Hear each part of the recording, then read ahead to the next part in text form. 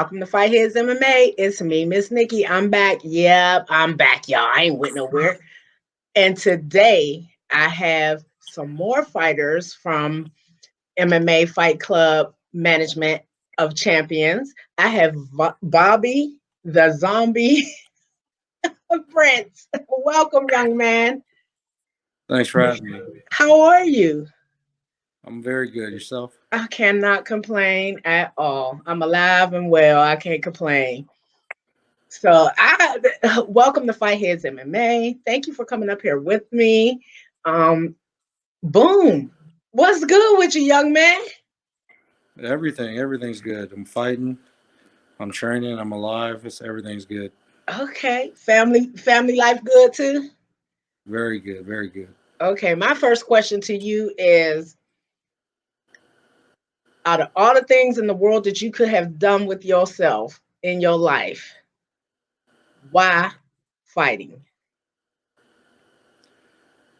I found out I had a talent at it, so far be it for me to waste it. Understood. Understood. When did you find? How old were you when you found out you really had that talent? Oh, I was very young, very, very young. So you I don't know. I can't not remember when I wasn't. It's not that I was like a bad person or kid or whatever, but I've never shied away from a fight like ever. I can't think about. I can't. Oh, where I was like, oh, I got something better to do. Like, you too funny. I got time right now. We can do it right now. right? Oh my No, goodness.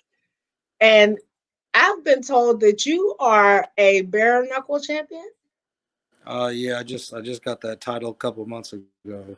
Congratulations, young man. Thank you. Congratulations. So that your debut fight at bare knuckle? No, that was my second fight. Okay. Who was it against? Donald Wanch out of Ontario. He's Canada. a he's from Canada, but he's a champion over in England. Oh. So So, so you didn't just went up there and took his little belt, huh? well, it was up for grabs, so it wasn't his until Oh, it okay. wasn't his until it was his. So, What you was the end result of the fight? oh well, here I'll walk you over here. We're gonna see the add to the collection Oh my God, right look at that here. collection of belts he got. Here you go. This right here. This That's one. nice.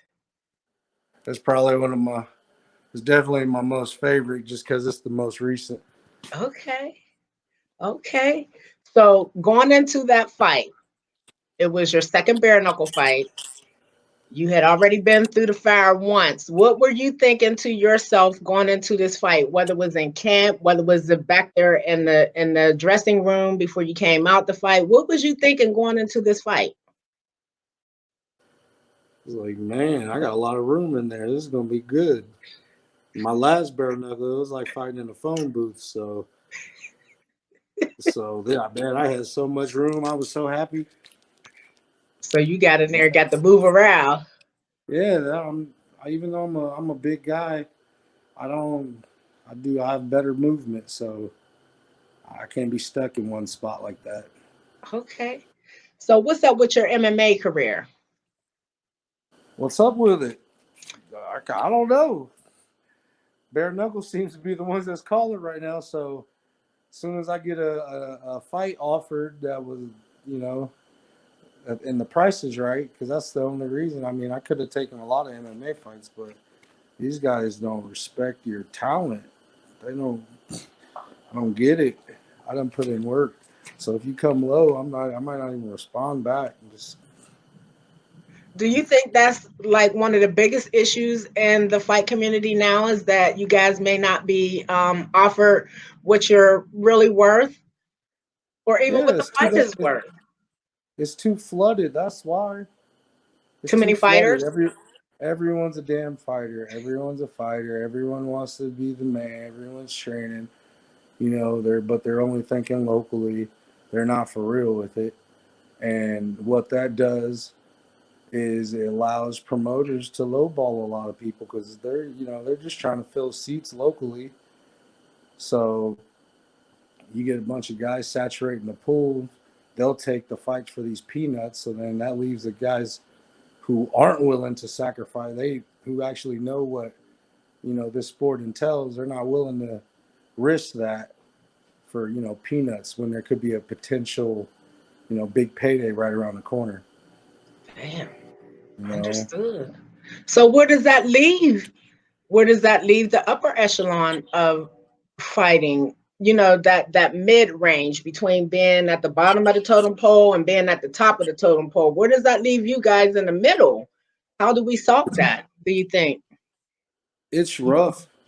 Fortunately, though, it come around when social media started to really pop.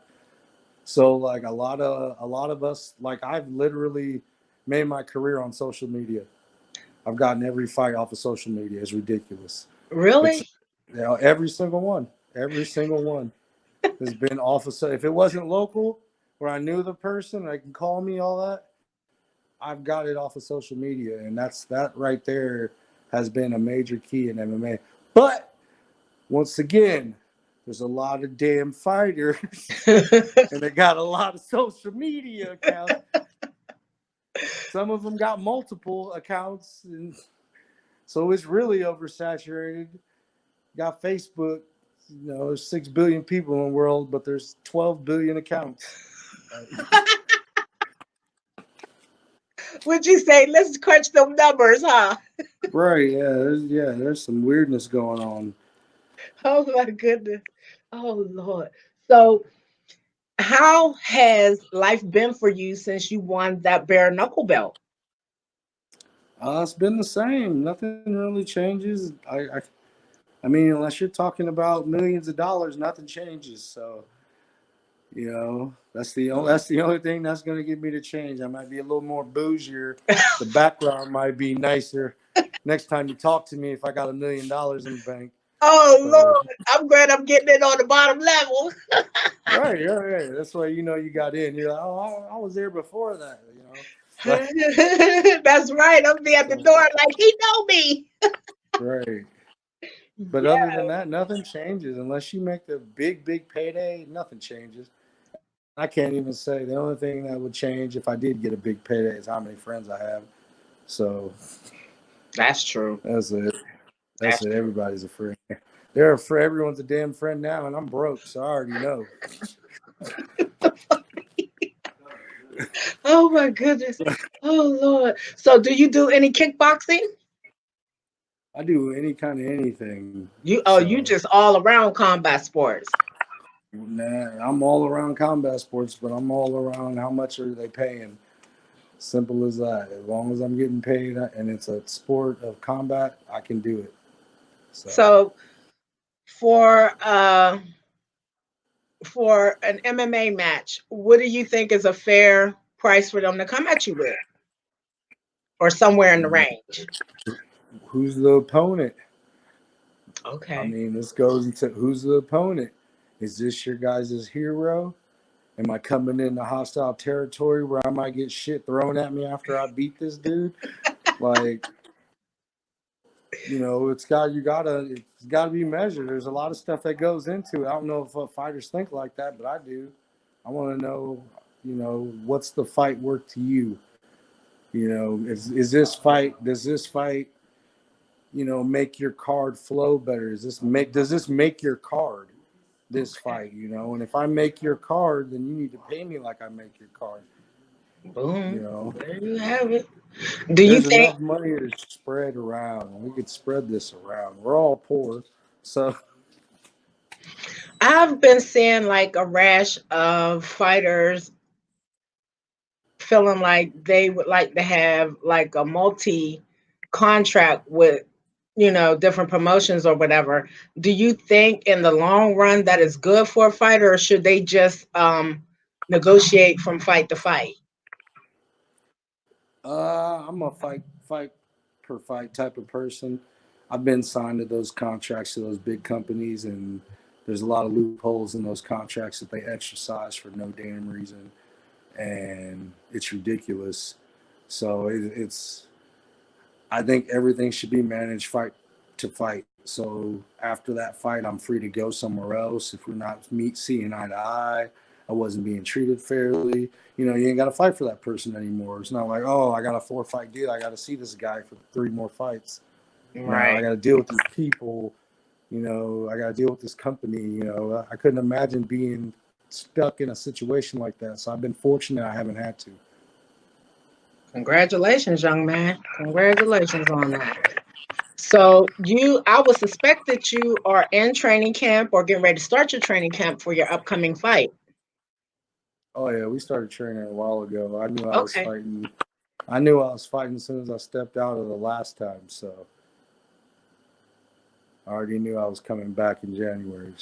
So you are getting ready to fight DJ Linderman, huh? Yes, ma'am. Oh boy, how do you feel about that? I've been waiting to fight this guy. It's been a long time. I got some payback coming for this guy. Why He's payback? gonna. What did DJ do to you? He beat me in MMA. We fought. Oh, did he? We fought in the Middle East, and he eked out a decision. Yeah, we fought in Jordan. Was it unanimous or split? No, he won. He won. I'll give it to him. He won. Okay. So, okay, this is going to be what? Bare knuckle, right? Mm-hmm. Okay, so you're going to be defending your belt for the first time, right? Yes. Against him. What is going to be key for you to get the victory? Because this ain't MMA. This is all y'all stand up all in one box. Punch him a lot more than he hits me. It's simple. It's simple. It's very, very simple. That's all it is. I'm just gonna go in there and I'm gonna make him bleed just like everybody else. Understood, young man. Oh Lord Jesus. So have you and him had any type of contact since you guys knew signed the contract that you're gonna fight? Oh yeah, he told me he's coming for the belt. I told him good luck. That's about it. That's about it. Maybe a couple of hearts on some posts or some shit. That's about it. He said some hearts.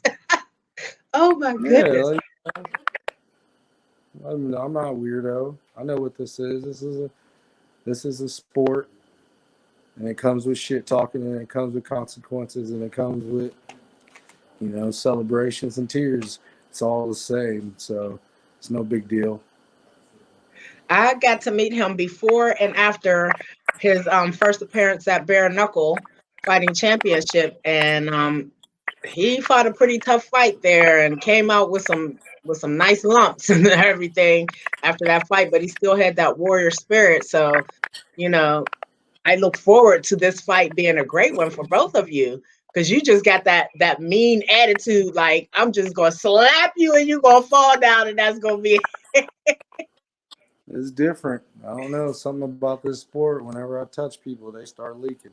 Oh It's Lord. a lot faster. It's a lot faster. I never cut this many people in MMA. True, true. So, what is your training regimen like for this upcoming fight? What's your daily regimen like? It's pretty much in between like 3 times a day. I wake up in the morning. I go for my morning jog. Uh, do a few rounds here in the morning. Go to work. While I'm on lunch, I hit the treadmill there, work out there. As soon as I'm there, I come home, hang out with the family for a little bit, and we're back in the gym now.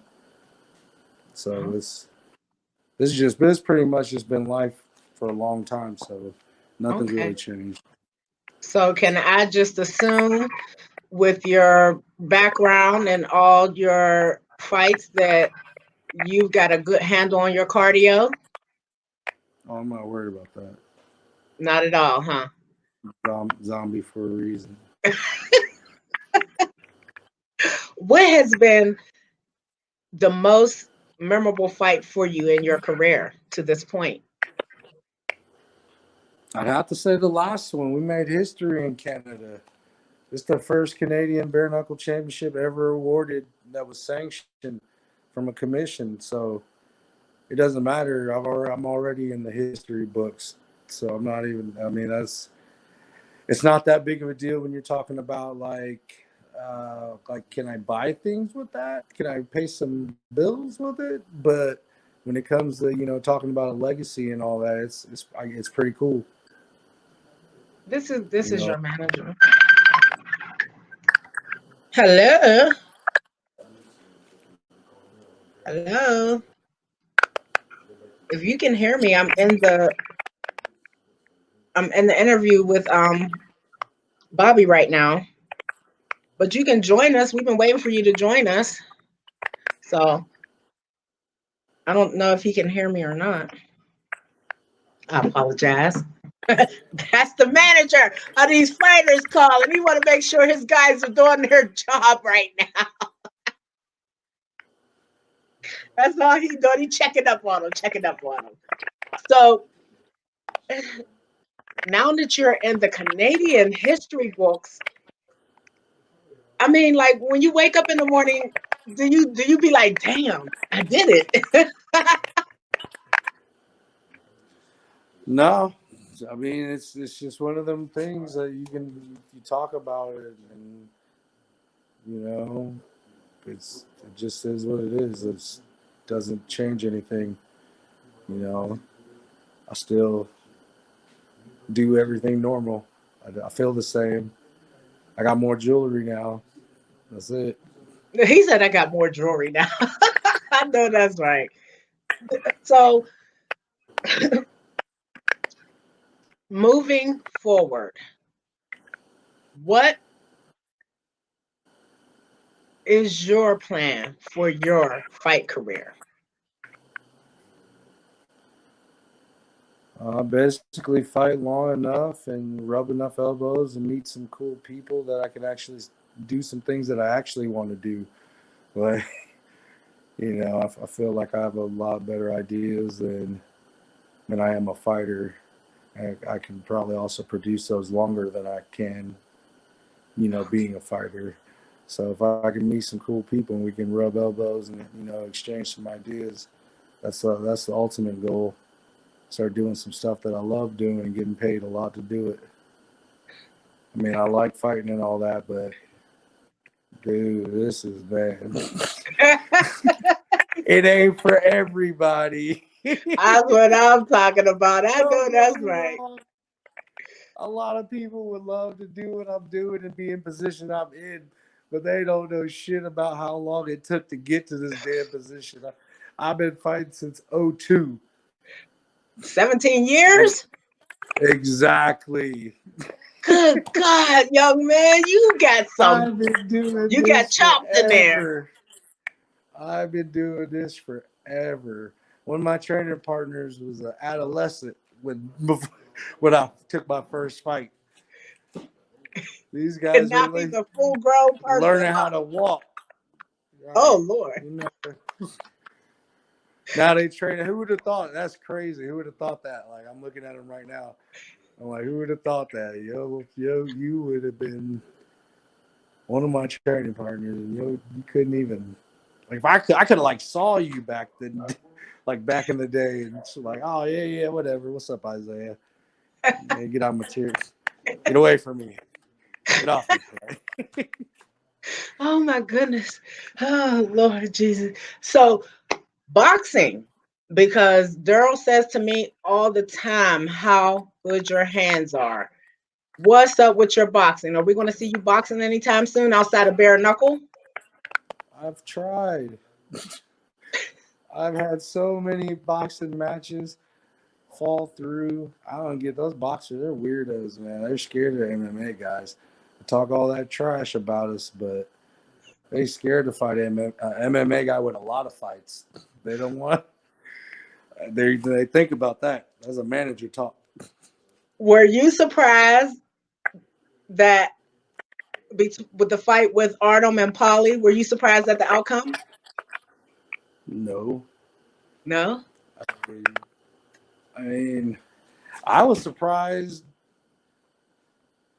I thought Paulie would have did a lot better. I'm expecting, okay, let me see this. You're not like a lead or nothing, but you're up there. I mean, if you got a chance to step in there,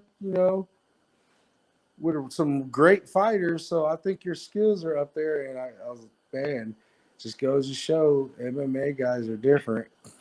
That's true. MMA guys are different. That is true. So what do you think about the beef between, not really so to say beef between MMA and boxing, but the challenges going back and forth between the two sports? And you guys as competitors and females, the female competitors too are talking a little chop chop.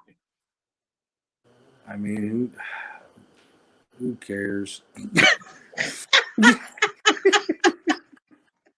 Would you say, just say your name on the dotted line and let me cash my Bro, check afterwards? I'm good with that. who cares? I don't care. They can bicker amongst themselves. I know what's up. I know what's up. I know what my life is. And I ain't never met no boxer where I was like, man, I don't know if I want to go back and spar with him. I ain't never met that guy. So You are so funny. He said, I never met that guy. Oh my goodness. So when you're done, when you're ready to retire from fighting, what are you going to do? Do you already have a plan? You want to manage, or do you want to train? You want to become a coach or something? we'll see. I got plans locally. I'm probably gonna run for office where I live. So A politician? no, not that kind of office. What kind of office? I'm running. I'm gonna run for sheriff. Not still in politics. So you just go run. That's what I'm hoping. That's what I'm hoping. I'm trying to bring a different kind of politics to this. So what makes you want to be the sheriff? Because I work at the department right now. You know, Oh, you're at I'm the at the Department of bar Corrections? for our county here, Okay. and the fact I do that, and I don't like the way some things are done. So I got my plans. We're gonna Okay. change them actually, Well, and you know, when you do get on your campaign run, you're gonna have to get up here with Miss Nikki so we can push that. Let them know you stuff. come to be sheriff. Oh yeah, they ain't gonna Absolutely. like Well, that that. sounds like a plan, young man. That sounds like a great plan. I got lot of irons in the fire. I got a lot of plans to do a lot of stuff. We'll see what happens first. Okay. Okay. Ain't no rush. See, now Who you knows? make me raise that rock eyebrow on you. Um, who knows? I knock out the right person.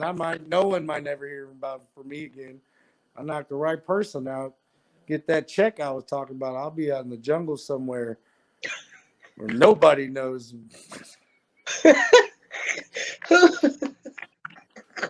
He's got a lot of these fighters that you're probably going to talk to. They like a lot of this attention. I don't.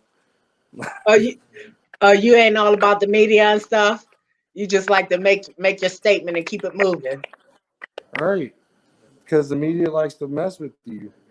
You know, you can't be honest. You can be honest like how me and you are right now, but let this shit be on NBC, ABC. I'll say some shit to insult somebody. Period. And then that just is what it is, and they'll twist it and mangle it, and oh, he's against this off of just some little stupid thing I said. You know, And so I don't like it. I don't dig like the major media outlets, okay, even though I got to understood. deal with them every time. I got to deal with them every once in a while, but maybe it's not even them. Maybe it's just people in general are annoying. So You know what? I know quite a few people who feel that way, like they just don't really want to be bothered with other people. And I understand that. I get it. I don't have no squabs with that because I have my moments too. So I get it. So what? that's the messed up part, though. Is I'm a people person, though. I'm a people person, but I don't like people at the same time. Let's crunch those numbers. I don't get it. I don't get it. I Boy, if don't get you it. can't figure it out, I know you don't expect the rest of us to figure it out. I So mean, we it's not to figure out. It's just that's what I'm it's saying. just So we just gonna let that sleeping dog lie. right. Yes. So It's right on the tip of my tongue. Give me a second. I got to think of it because it's right on the tip of my tongue. Nobody is calling your name out. Nobody's challenging you saying, I want to fight you.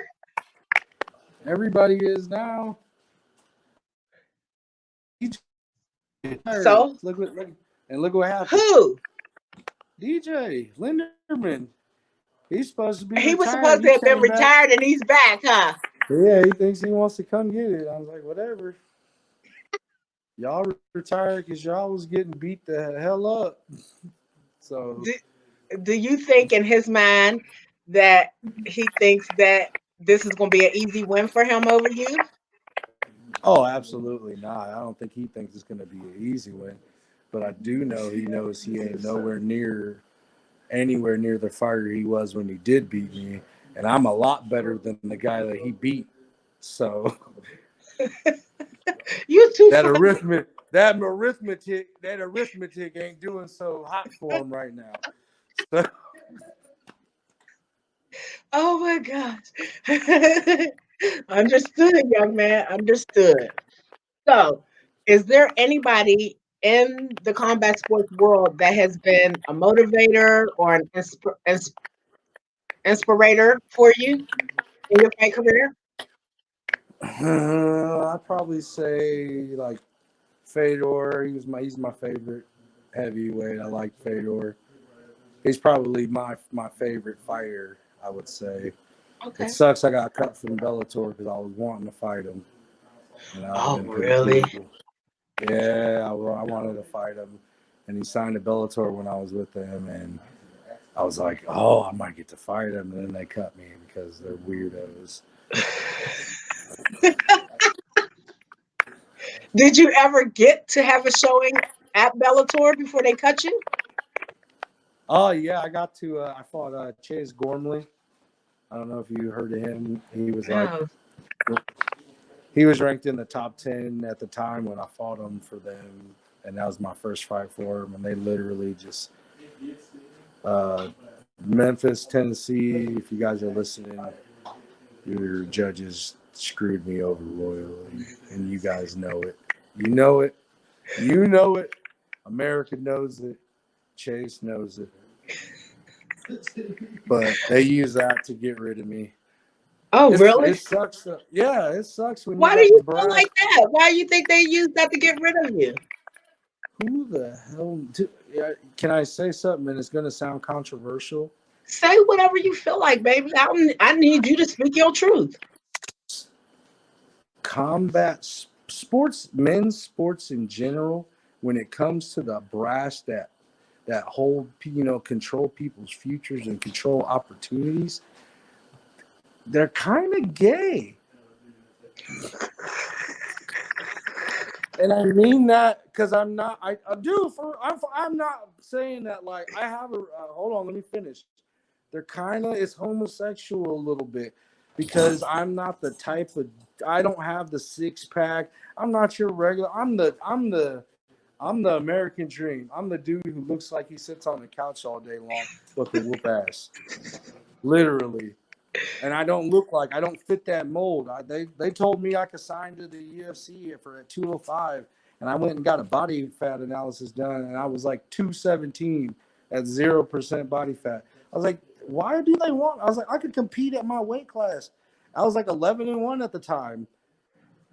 Oh well, you don't look a certain way. I was like, yeah, I get it. Yeah, I You don't look a notice, certain way. you notice after Andy Ruiz won that belt from Joshua, those belts from Joshua, he changed his look too. And I was thinking about that. I was thinking to myself, I said, they done told this young man that he's got to have a certain look now when he And didn't he's have gonna to have lose it before. faster. He's gonna lose faster too. You think so? You think Ruiz is not going to win this second Fourth fight? fourth round, Joshua is going to taste the canvas and not get up. Fourth round. Fourth round. I don't ever go against the soft body assassins ever. Ever. Say that again. You think who is going to win that fight? Ruiz. Oh, okay, yeah. I was thinking that too. I want to Fourth. go into. I don't know why, Yeah, but I was fourth round. I am seriously wondering because I'm following the press that they're putting out as far as this upcoming fight with them too, the rematch. And I'm wondering if he's suffering a little bit of what Joshua suffered going into that first fight, all the promo, all the interviews, got to be here, got to be there. Is it cutting into his training time and staying strong and being ready to go into this fight? Or is he going to have a lapse in judgment? That's what I felt like happened for Joshua the first time around. He got over here, they bigged him up. Everybody wanted to talk to him. He went and smoothed with everybody, was he with everybody. And everybody just absolutely wrote that kid Ruiz off. They just absolutely wrote him off. And look what happened. Why? Because he didn't have that look. Exactly. And they, if you judge a fighter by the way he looks and you think they require 6-pack abs and all that, it's because you're closet homosexual. Oh, I was thinking that maybe they told him if he slimmed down, he might be able to pull a little more female following too.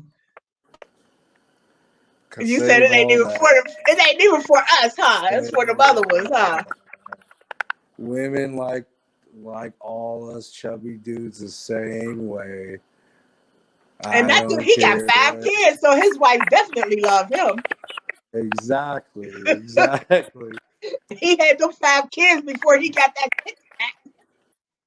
Exactly. Oh my goodness.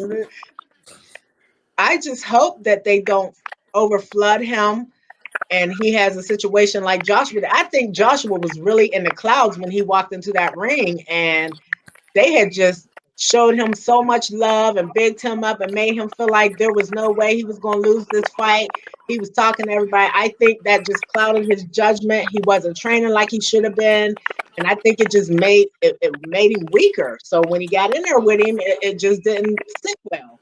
And there wasn't nothing he could do at that point. It was done. I just think he's not that good of a fighter. He can box, but he's not a fighter. Who, Joshua? Yeah, he can box. He's just not a fighter. There's a difference. Andy Ruiz is a fighter that boxes. Yeah. That's the difference. You knocked him down and he came back and 3-pieced you up real quick because you thought it was a wrap. Mm-hmm. I might have to do a fight comp with you, and me and you be watching the fight at the same time talking about it, so I can get your thoughts on what is going on. That's exactly what happened. Yeah. And that goes with some guys. I don't know unless you spar with them. I'm pretty sure I've gotten that walking into a gym and they're like, oh yeah, whatever. And then once some hands get going and the feet get to move and they start taking that punishment, oh shit, okay. Yep. Messed up.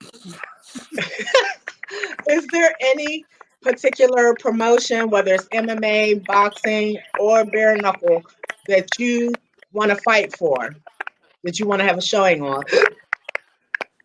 As long as it don't matter, as long as that check is right, huh? Understood. I don't do this. All these other guys, if you're objective, you can say all that, oh, I want to fight the best and blah, blah, blah. Forget all that. You want attention. That's what you want. You really want attention. Because if I could fight in a mask, I would. I don't want this attention. I don't want this attention.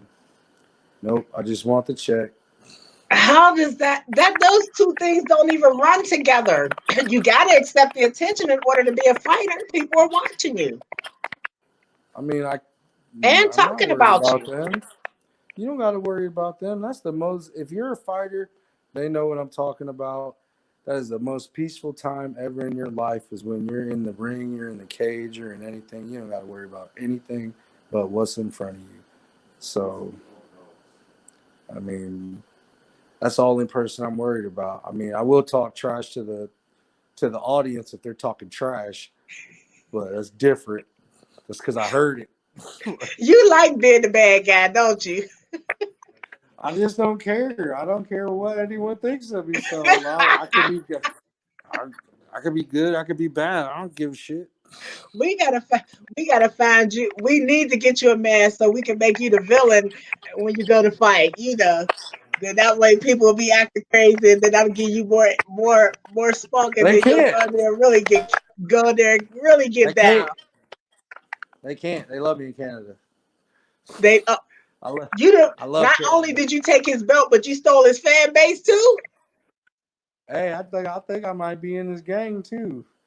They got like a little biker gang. I think I'm an official member. I think I just we was all taking pictures. I rode home with his brother. I rode back to the hotel with dude's brother in their limo. Oh, shit. Oh man. Oh yeah, I totally forgot about that. Yeah, I rode. Literally, we walked out. Me and my partner walked outside, and his people were out in a limo bus. It's like, oh, Chad, what's up? You want to ride back to the hotel? I was like, hell, you know what? I could use a lift. Hey, after the fight, it came from you about respect and love. It is what it Right? is. So It's love. It's love the whole time. I'm not worried. It's just we're trying to hurt each other. We're trying to win. That's all. when you are done fighting, what do you want your legacy to say? What do you want people to be able to say about you after you're done fighting? He wasn't that full of shit.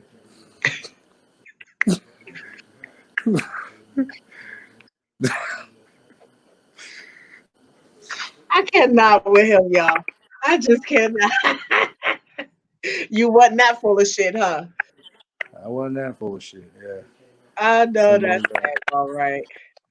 Is there anything? Well, are you a father Yes. of how many? Father of three. Okay. Two I have boys, a two girls. boy and two girls. Oh yeah, they running the roost, them girls, huh? Oh no. See you No over no there no. saying, hold on now, No no because I no. already know what little girls do to their daddies. So you can't tell me. Look, you try to look. I see your face. You trying to hold it in. Them girls be giving you a run for your You money, know, dog. I'm about to explain to you. I'm holding in my explanation. That's all that is. Oh my god, I already I already told them ain't none of y'all my favorite. what Just the so hell? y'all know, I don't love any of you any more than the other one. Get that straight. No, nobody has to be a favorite, but that don't mean that girls are not still going to be daddy's little girl. No. Mm-mm.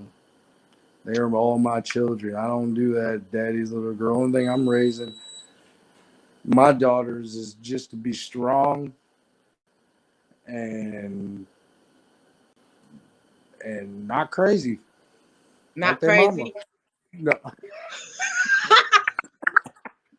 You better hope she don't see this video. She gonna smack you in your hey, head. she knows she's crazy. That's why I love her. She knows she's So, crazy. I'm crazy too, so it works. what do the kids think about your fighting? I know they're probably in the gym with you. They probably run with you sometimes. Probably work out with you sometimes. What do they think about your fighting? Oh no, they don't. I mean, they love it. They always want to see me win. My daughters love the attention more than my son. My son can't stand the attention. Oh, really? It's oh yeah, because then if I come around his little friends and they don't, he's old news. They don't want You to hang out with you terrible. anymore. They don't You want are. to hang out with you, Aunt. They came over to the house till I got home. Oh my God, you are terrible. You said he's old news. Oh, poor baby. Yep. Oh yeah. Oh Lord. So tell me about your gym. You see it. My gym is my garage. The garage is that. My garage. I got a 36 by 36, fully matted out, bags, all that. And then I have all the training partners I can handle coming in to visit me. Okay. So it works. I had a big gym. It didn't work out because to keep a big gym, you got to do two things that I don't necessarily want to do. And you got to have a kids class and a women's class. and that's the majority of your meat right there. Right. That's what pays. Because if you got a fighter gym, you better be rich, because that shit ain't making any money. Damn. Oh yeah, I'm old news in this, and I've seen the strings already. I know what will make money, and I know what I'm willing to do. I know that's daggone right. Oh my goodness. So tell us something about you that we don't know. I cry at dumb shit, like Like what? really, really dumb shit. Like, you seen Little Giants Yeah. when they give that one-time speech? I feel that shit. Oh But my this one time, yeah, bro. God. Like stupid stuff So like that, like dumb you stuff. cried dumb shit. It's like, for real, Little Giants, huh? I gotta You watch know, a whole war movie and watch this dude watch his whole family die, but nah, Little Giants one-time speech got me. you can't help it. You can't help it. It's all good though. Right? It's all Gotta good. act like you yawning, like, act like you yawning and shit. Dust. It's dust. You know what? I cannot wait to talk to you after your fight. I can't wait to talk to you after your fight because I'm just I don't know. I think you're going to be turned on 1,000,000 then. Nah, I'll be the same. Be You the sure? same. You sure? Positive. It'll be hopefully it'll be Positive. your first title defense and you'll be feeling good. Does does holding the title is it really as great as it's made to seem having a title at a weight class? I mean, again, you know that you'll have employment in the future sometime. True, sometimes. Somebody wants a belt. Right, right. I Would you mean, would you rather have a bunch of knockouts or a belt in your career? it depends on who I knocked out and what belt it is, I guess. So I don't know. It'd be hard. Whatever, there you go. I'll make it easier. That's something that we both know that I like. Whatever ones pay the most. You ain't hitting on nothing, Bobby. You ain't hitting on. Is there a knockout bonus? Okay, okay. Even You know, sometimes when they promise that, they don't give it. true. So dang. Yes, that's what I wanted to know. Was I wanted to know from you if having a bunch of knockouts was better than having a belt, at least for you. And you said it depends on who you knock out. But let me ask you this question. So you got two people about to fight, right? Or trying to build up to get in the ring with each other. Do you think it's cool for a fighter to say that the other fighter hasn't really fought anybody? Like all their other competitors were nobodies. I mean, it depends. It might have something to do with it. You'll see a lot of guys who make it to the big shows, and then once they go against a guy. I mean, that's not to say that they won't be successful still, but it's one of those. It's just one of those things. You know, if you fight harder, if I fight the best and you don't fight the best, and we meet, I'm probably gonna win just because my competition level is raised higher. It doesn't mean you can't be that 1 in a million phenom who's just, well, I just haven't met you yet. That's Mm-hmm. all. You know, so Right. you're gonna put your money on the guy who's been tested before you Guess put it so. on the guy who hasn't. You know, Hmm. Mike Tyson looked great until he started fighting good competition. You stupid. Oh, you did say that out loud, did you? And right now today, all day long, they say he's still one of the best in the game.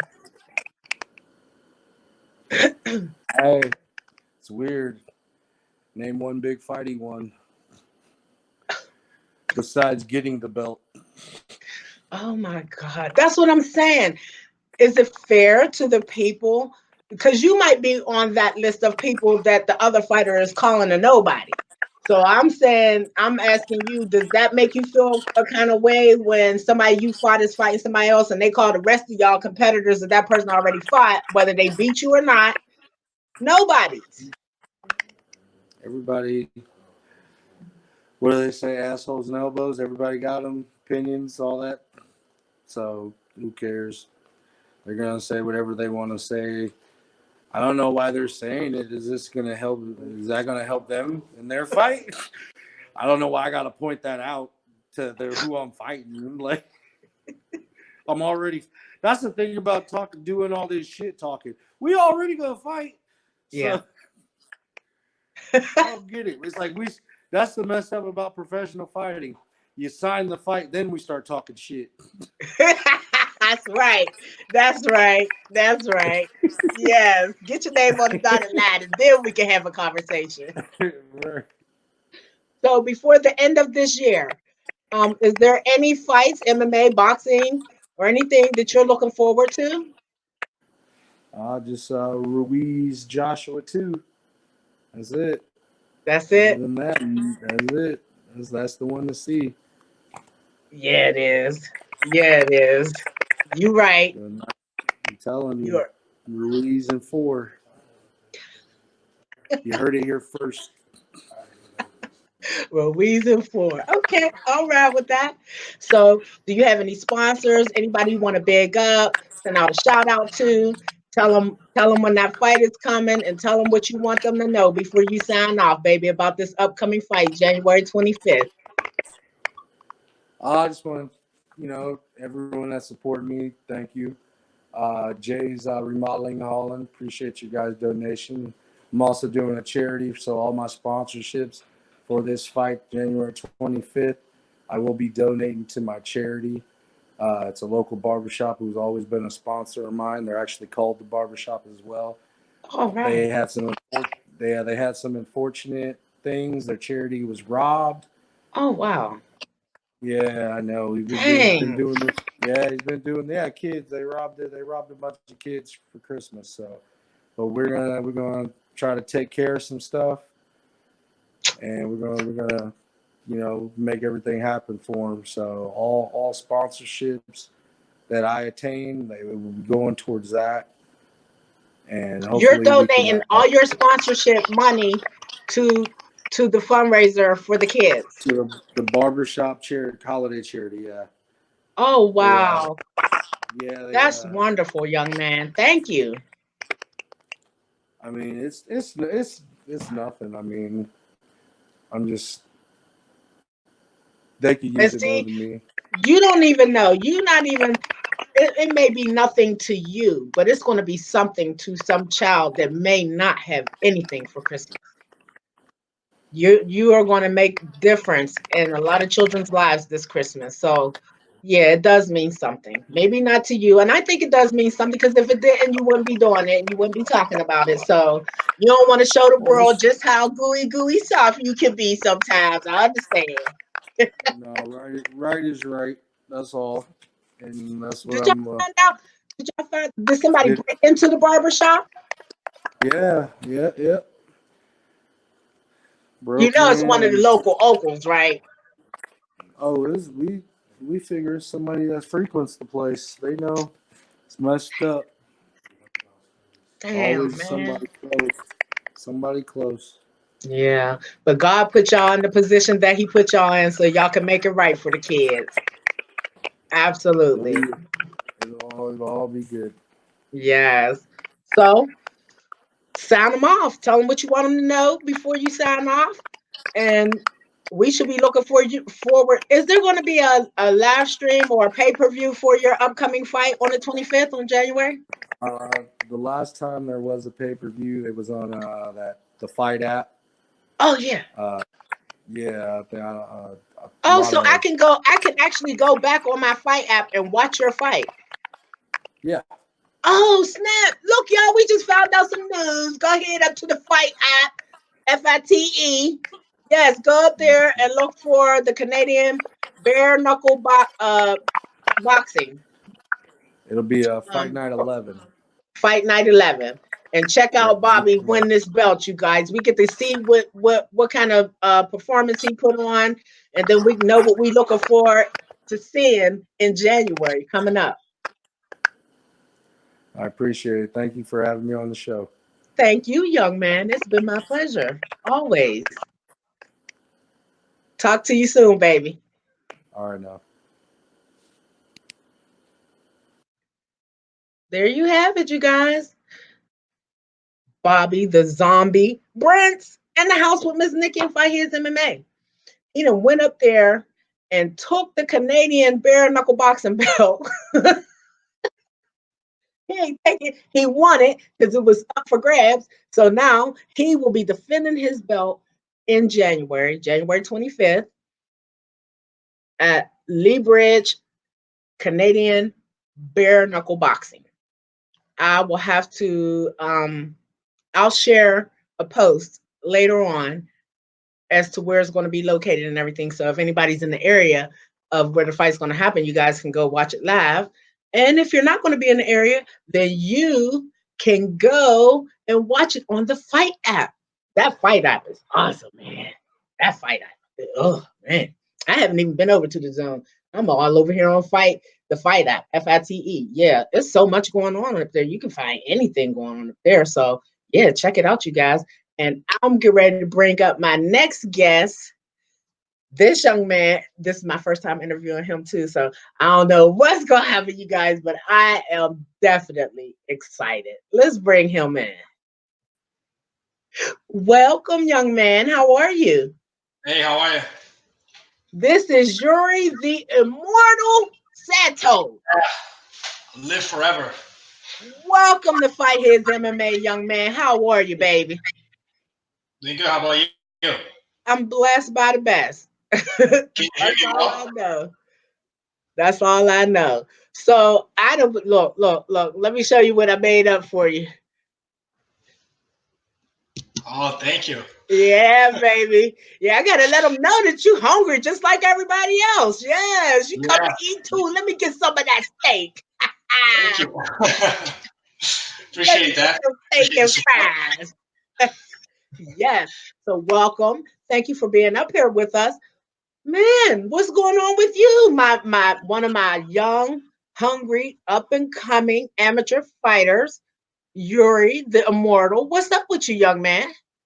I'm actually not that young. I'm 45. You lying. Of course I am.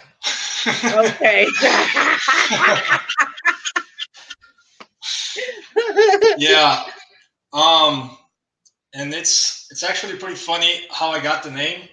It wasn't given by me, but I was in the backstage on my first fight, and everybody was nervous, and I was in the backstage. Everybody was like practicing, and I was just sitting in the backstage playing Candy Crush.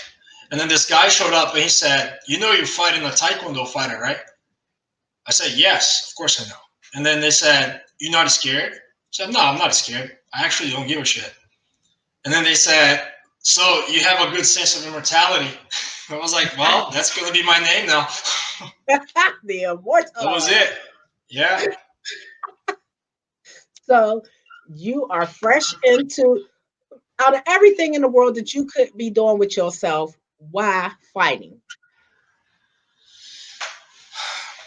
Well, I'm a very busy person. I have my company. I do construction services and train MMA, and I try to make both work. But at some point, I'm gonna have to stop everything else and dedicate myself to MMA. That's pretty much. I mean, just like I was watching Bobby, and yeah, he said something that is really true. There are a lot of fighters out there. You got to compete with all these people, especially in the gym. The coach, he's always watching. He's watching you. He's watching the other guy. You just want to make sure he puts the right person in the cage. So I got to prove myself all the time, every day. Okay. What do you think is going to be key to you having a successful career in fighting? I train at one of the best gyms in the world. I'm right there. And I'm from Brazil. So in Brazil, if you want to be an MMA fighter, you got to be not only good, but you got to be lucky. You got to meet the right people. And I'm already at the door. And LaShawn, he's been helping me out with fights and everything. And I'm pretty sure I got the right people on my path. So that way I can, you know, everybody wants to go to UFC. So that's pretty much my dream as well. And I gotta hurry up because I'm not 25 anymore. So I How gotta. old are you? I'm 30. Oh, okay. Yeah. In this Great. sport, the first thing they ask you is how old are you? Mm-hmm. And then when you tell them you're 30, they want to hurry you up. They want to make sure you get there in time. Okay, understood. So, how much time do you get to sink into your training for your fighting career? Because I If I know keep on doing what I'm doing right now, running a I'm sorry. construction business is a 12, 14-hour day job. Yeah, That's real. yeah. I work around like 10, 11 hours a day, Okay. and depending on the customer, I got to stay there for longer hours, like 18 hours sometimes. But at some point, I'll have to stop this and put somebody else in charge and dedicate myself to MMA only, because MMA it has to be full time. If you're doing part time, there will always be a lot of people better than you. But if you do it full time, there's a higher chance you're gonna get the belt, because everybody wants the belt. You don't want to sit here and fight anybody. You wanna go for the belt, so you want to fight the right people. That's what I Right. want to do. Yeah. Right. So, how long have you actually been training as a fighter? I've been training for 6 years. On February of next year, I'll be training for 7 years. Okay. But you actually just started actively fighting in the last year or so? It was on 2017, That was the last 2018. time you It was last year, yeah. Okay. Yeah, Okay. that I came here. So what made you want to just come into this full time if you already have a whole full blown life with your business and probably a family and everything else? If you want to be a fighter, it has to be in your blood. If you don't have it in you, you're only going to get hurt and you're going to get frustrated. Mhm. So I'm 100% sure I have it in me. So I just want to do it. It's just something I want to do. I remember when I started training, I was married, and my ex-wife, my wife at the time, she was really upset. She didn't want me to train, and I said, look, I just feel like I have to do this, Mhm. and it doesn't matter if I get hurt. I just want to do it. I just can't stop. When I get in the cage, when I start training, when I go on the mat, I become a different person. So that's how you should be. You should be an animal in there and out there. When you're outside the gym, you gotta be a man. Inside the gym, you gotta be an animal. Simple as that. So if you have that in you, that means you're born for that. Okay. Do you was you choose were was the choice of you training part of the reason why she's now your ex? Was it that big of a deal to her? No, no, that, Or that was- wasn't the reason. No. I oh, mean, okay. she was making everything harder for me, but that wasn't the reason. But You And you know. don't need, and when you fighting, you don't need nobody to be making nothing harder for you. It's already hard enough. No. I mean, I had a great job. You know, like it's just maybe she was looking up for me because if you get hurt, you won't be able to go to work. Because if you think about it, Emmy fighters don't get paid No, you unless you sell tickets. If you sell a lot of tickets, then yes, they will help you. They can give you commission. But Emmy fighters don't get paid. So in the beginning, you gotta be working. Or if your mom and dad are paying for your bills, then you're lucky. But you gotta go to work. And when you work, usually you work from 8 hours to 10 hours a day. Mm-hmm. And that takes a lot of energy. Yes, I just went to training today and I was extremely tired. I'm not just gonna go there and complain. I gotta just train. I gotta show my coach that I am the best every day. He doesn't care how many hours I work. you're right. And when you go out to fight, the fans don't care about none of that either. They just want you to go No, out there and fight. no. They just want you to put up a show for them. That's What how it weight works. class? What weight class do you fight at? 170. Mr. Welterweight over here. Let's get it. Yeah, Hey, yeah, you in a hot division right there. yeah. So many fighters on that division, and my training partner, um, he uh, he trains them on Kai Brothers. I know he's fighting on FXN, if I'm not mistaken, and he got the belt. He got the 170-pound belt, and if I want that belt, I got to go through him. Oh wow. So he's a beast. So I got to do the best. I got to be the best. So just if you think about it, there's so many fighters out there, and they're like 185, 170, 155. So it's busy all the time. Right. Yeah. Absolutely. It's very deep in that division. The 170 division, it is very deep in there. Yeah. Wow. So do you have any upcoming fights? I think Daryl told me you fight in February. February 20th. February 29th. Yeah. Okay. And Yeah. where's that going to be at? The information I have, maybe I wrote it down here because it's UFG, and I know the dude's first name, which is Brendan.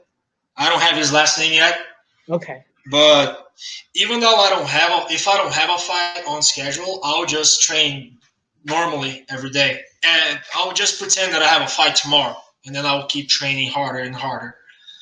But I know February 29th, I have this fight coming out. Oh, it's gonna be on Zephyr. I think it's called Zephyr Hills, if I'm not misspelling it. Zephyr Hills. Yeah, something like that. He told me about it a couple days ago. But I don't care. Whoever they put in front of me, I'm just gonna mess him up. Are Simple as you that. excited? And it's been a while since you fought. You fought in 2018. Then had a fight this year, and you're fighting in the top of next year. Do you think that you got a little ring rush you've been working out, or you need to work out, or anything like that? Look, on my first fight, I wasn't even training, and I won. I always have a strategy. Always. If I'm fighting a guy that he's a great striker, for example, I have a plan for that. If I'm fighting a guy that he's a wrestler, I have a plan for that as well. So I always have something. I always have a plan. So it doesn't matter, even if I'm not training. Let's just say that my cardio sucks, right? Right. My last fight, I wasn't even training, so my cardio was horrible. So I had a plan.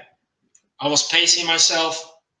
I was expecting a lot of kicks because the guy he's a taekwondo fighter, so he throws a lot of kicks. So he was kicking me a lot throughout the fight. Right. And I remember by the end of the second round, I beat the guy on the third round. LaShawn told me, he said, "Look, you gotta finish this guy." And I told him, I said, "Just wait for the third round. On the third round, I'm gonna use all the energy I have. I'm saving it for the third round because if I fail, if you try to take someone down and you fail, you're gonna spend all the energy. It's a lot, yeah. If the guy, I don't know if he knows wrestling. I know he's a taekwondo fighter, but what if he's a wrestler as well? You never know. When you're an amateur, you don't have all the information you want, all the information you need, you know. So I took him down and ground and pound him, and that was it. That was the plan. It was quick and easy. So I thought about it before I got in the cage. I wasn't sure what I was gonna do. I was sure that as soon as I got in there, I was gonna wait for the third round. That was it. My next fight, I have a whole different game plan because now I'm training every single day. I bet you're getting that cardio right, aren't you? Yeah. Yeah, that's because sometimes the plan don't work out, and you got to be ready with that part. The cardio will save y'all's life sometimes. I always have a second plan, third plan, fourth. I plan everything. So if it fails, if the guy beats me, that means he's way better than me. That's how you should think. You shouldn't leave the cage thinking like, oh, I should have done this. No, you gotta throw yourself out there and give everything you got. 100%. It has to be 100. Where do you think you're best at in your fight game? My best bet. Oh, best act. Best at, Oh, yeah. jiu-jitsu for sure. Jiu-jitsu for sure. Yeah. If So we you, go to the ground, it's my world. so you like submissions and stuff like that, huh? Yeah. You like bending people up. Yeah. I beat my last fighter on by TKO. But if we go to the ground, we're gonna have a little conversation down there, and yeah, I talk to them. Yeah, telling stories, asking questions. You're so Yeah, they don't like that. Even in the gym, at the gym, they don't like that. They you tell do me I that should in your stop. practice? Yeah, You everywhere. It torture doesn't people like matter. If I'm training, if I'm sparring with somebody, for me, he's an opponent. that? Okay. Yeah. We have friends. We're all friends in there, but they already know if I step in the cage, they're my enemy now. I don't care. At the end of the day, you're by yourself in the cage. Right. You And it's know, either there's a you or team. him. Yeah. So whenever we go down to the ground, we have a conversation, and that breaks them a lot. It's a very special, intimate conversation. Oh my God, I cannot wait to see you in action. You're too funny. So tell me Yeah. about your gym. What gym do you train out of? Well, what? What gym do you train out of? American Top Team. Oh, look at you. Yeah. Fancy. Right now, I was training. We're doing MMA today, and Kobe Covington, the UFC champion, he was training like he was doing a sparring match, Uh-huh. and they had to close the cage. They put a black sheet around Oh, the so that's cage. okay. Yeah, because we're not allowed to see, but everybody was trying to peek and see what he was doing. And yeah, they walk around the gym all the time like if it's just regular people. Right. And yeah, but it's amazing, man. I love that gym. Everybody's awesome. The coaches are amazing, and if you want to fight a good gym, America Top Team is the best gym for you because simply they're gonna take you there. And Mokayo Brothers, I used to train the Mokayo Brothers. They're awesome as well. I love everybody in there, and every gym is special. You can learn something from any gym you go. Yeah. I learned if I spar with a 12-year-old boy, I'm gonna learn something from him. Okay. You gotta learn. But if we go down, we're gonna have a conversation. You know I'm gonna wake up in the middle of the night laughing about that if we go down. Yeah, yeah. He ain't gonna be laughing. Oh I'll my be God. laughing. Oh my gosh. So is there anybody else that trains out of that particular gym besides Kobe, you? Who else is in the gym? You got any big female fighters in there?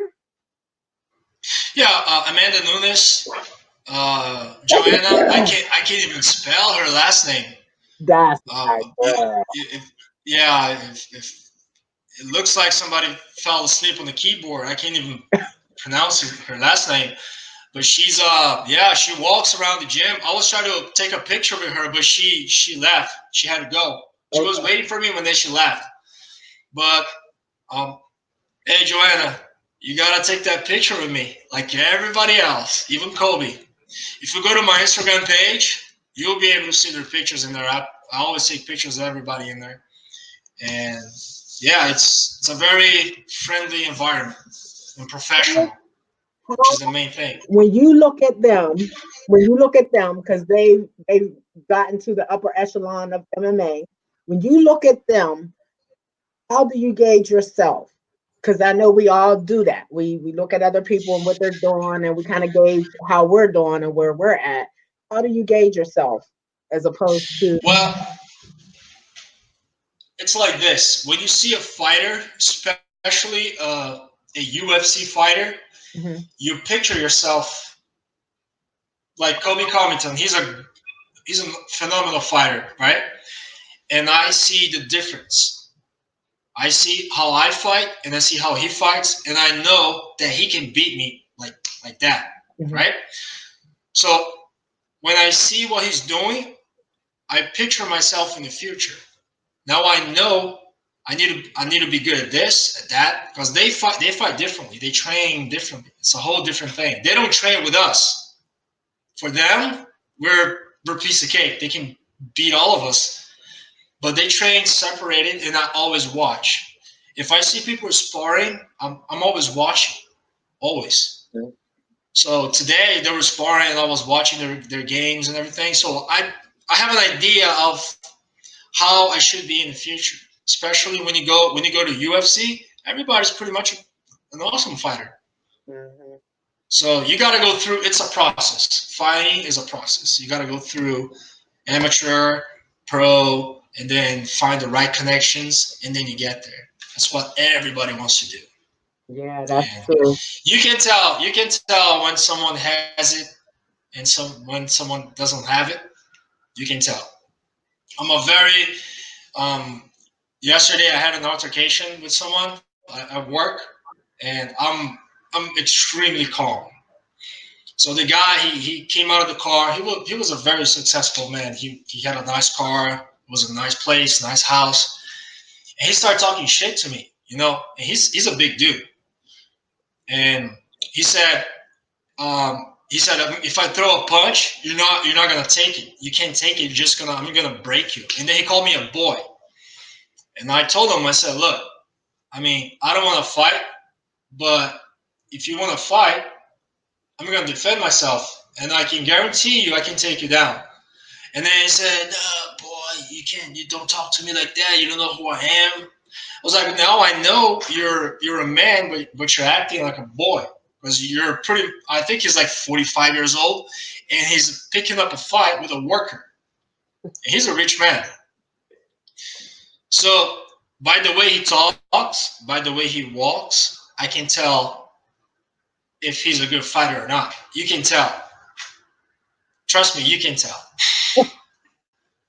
Fighters don't go out there looking for fights No, on the they don't. streets because you're not an animal.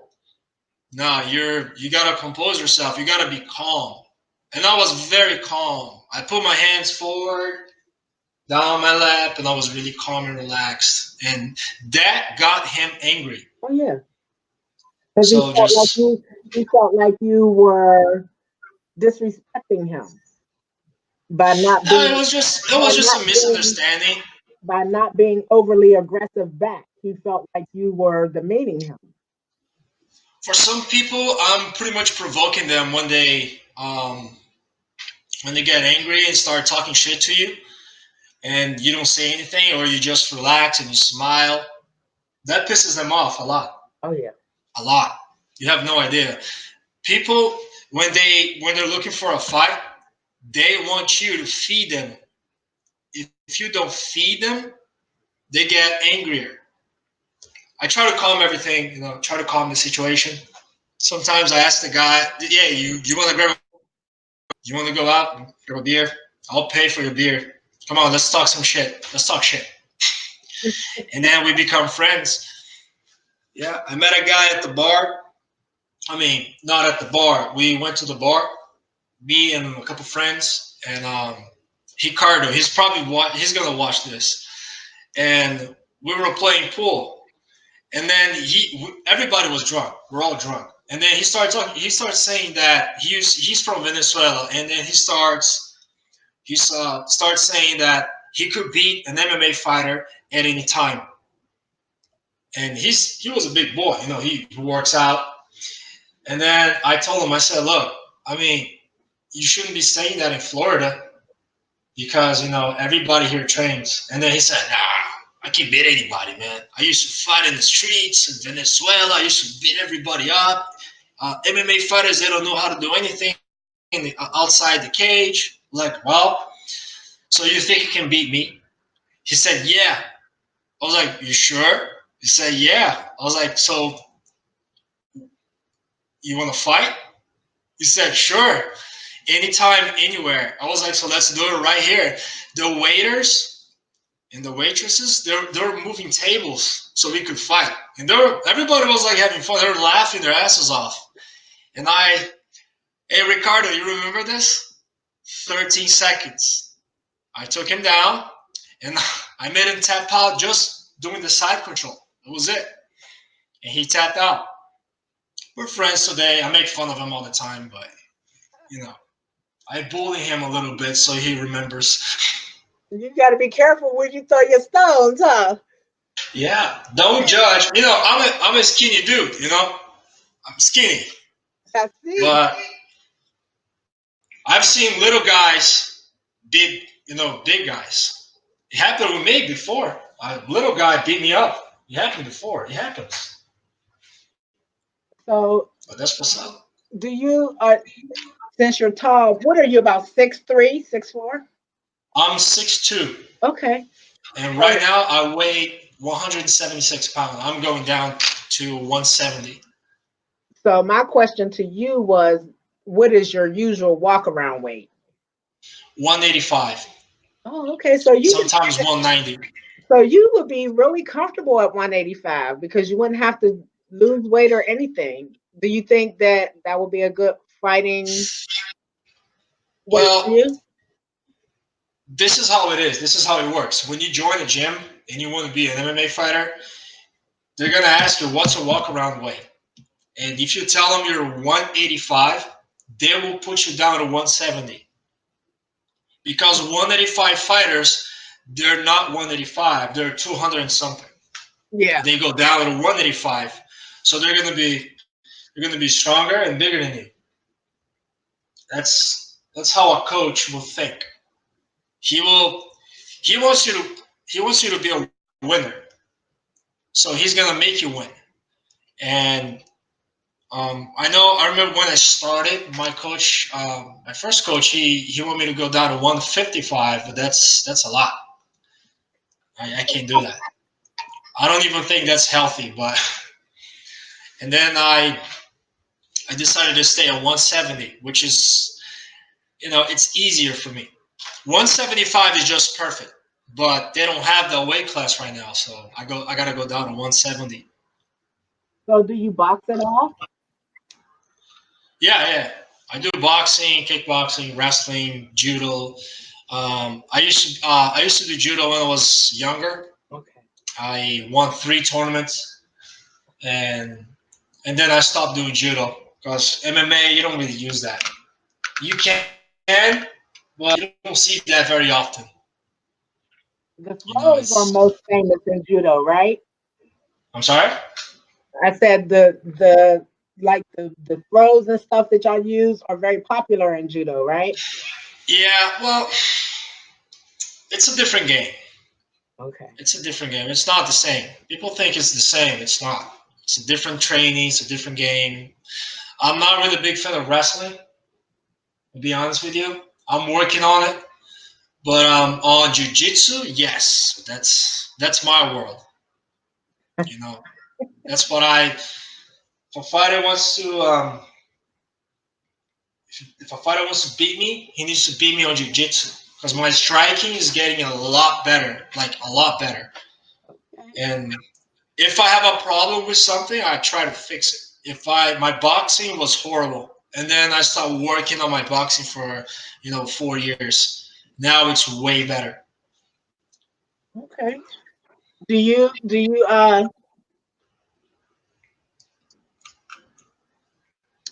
feel like at this point that you're happy where you're at in your gym and your training and preparing for your future in fighting?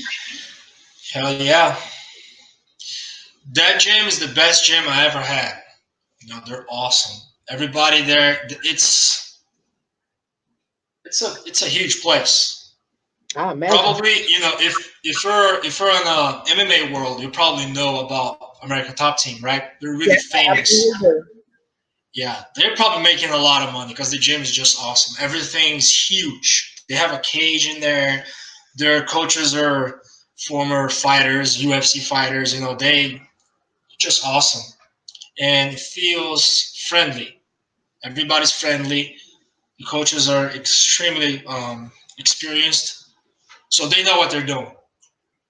So they're preparing you to be a fighter, not to be a guy that just goes to the gym because you want to lose weight.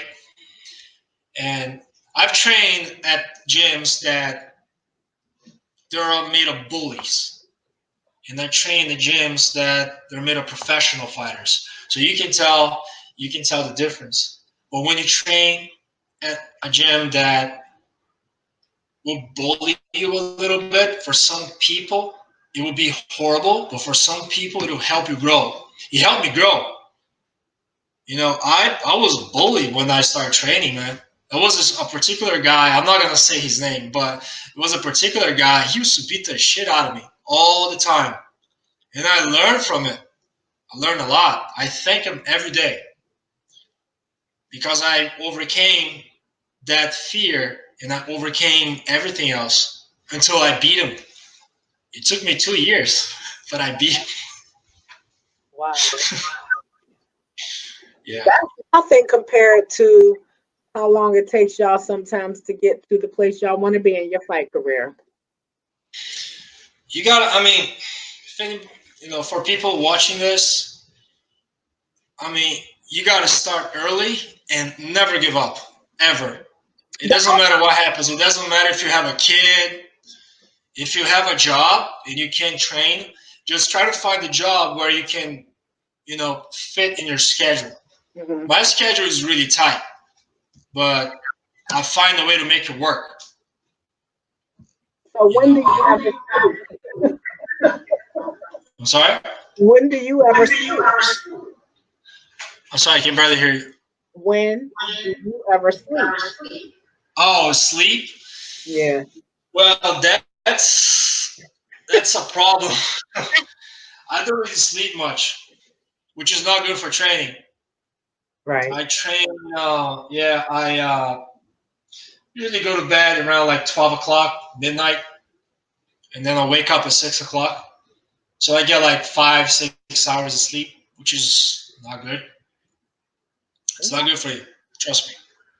You don't think so? But I have so many things to do. You got to work on your diet, and you got to do your things. But So how do you keep in your training camp?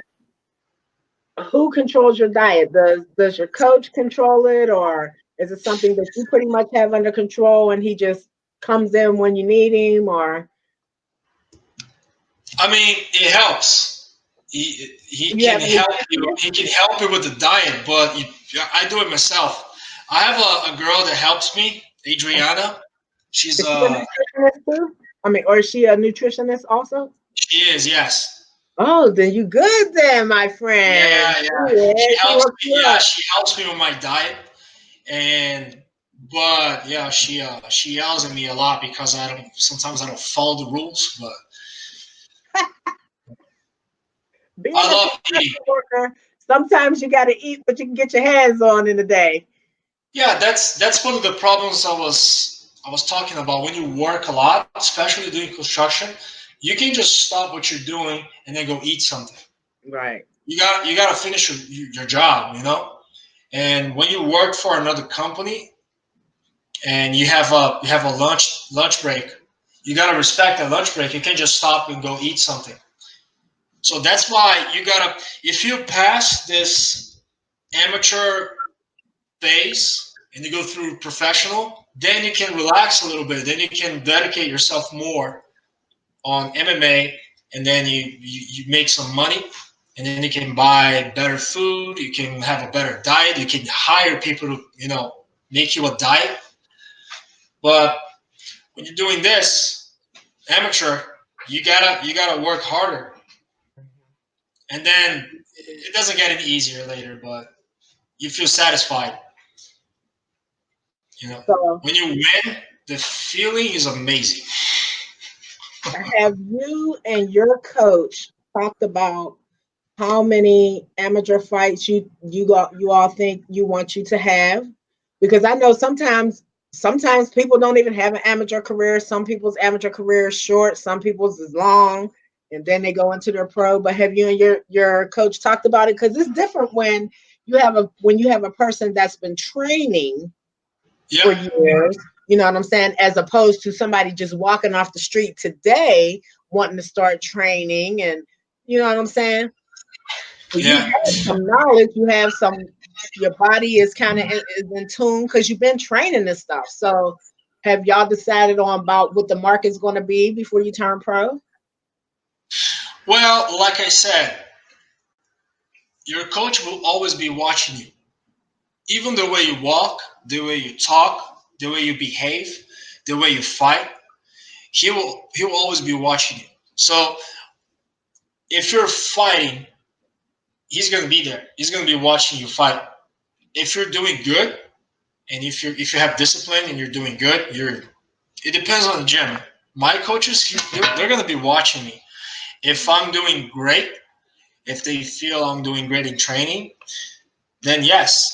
Because here's the thing: most people they they can't fight, but they don't have technique. But they know how to fight. They know how to take care of themselves, but they don't have technique. Okay. Your coach, he wants you to be a great fighter and have a great technique.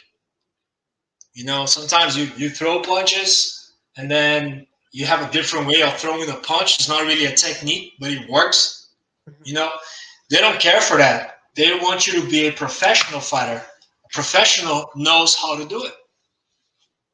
That's the thing. They're always going to be watching you. If they think you're ready, they will let you know. Hey, boy, you ready? Want to go? Nope. Okay. That's all right. Oh my goodness. So are you a father at all? Yes, I have a son, Oh, how Anthony. old is he? He's 6.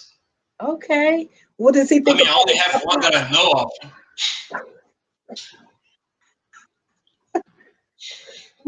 what does he think of his papa fighting? He saw me. He saw me training a couple times. I don't like when he sees that because you don't really see kids at the gym, especially in the American Top Team. You don't see kids Oh, around walking around. okay. I see. A lot of gyms It's that I go kind of to, I actually violent. see They it. try to do that at school. It's not really. They need discipline. He trains. He trains jujitsu, and he's 6. But it's different. MMA is more violent. You're gonna be bleeding in training. What do you Yeah, think him training jujitsu is going to lead him to? He's going to see all of that anyway. So it's better that he gets it from you and gets learned how to navigate that world through you, as opposed to turning him over to somebody else and allowing them to navigate him through. You sound like because you when have you're a doing pretty sound jujitsu, mind. I see kids at the gym all the time.